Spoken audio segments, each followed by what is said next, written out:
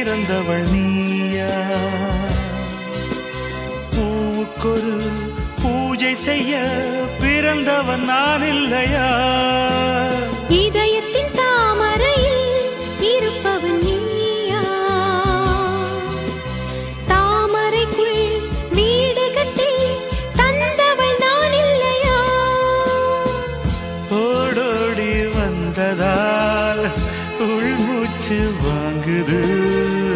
உன் மூச்சில் அல்லவா என் மூச்சும் உள்ளது.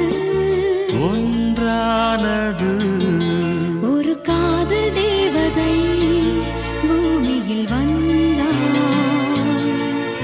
ஒரு காதல் காவியம் கையோடு தந்தாள்.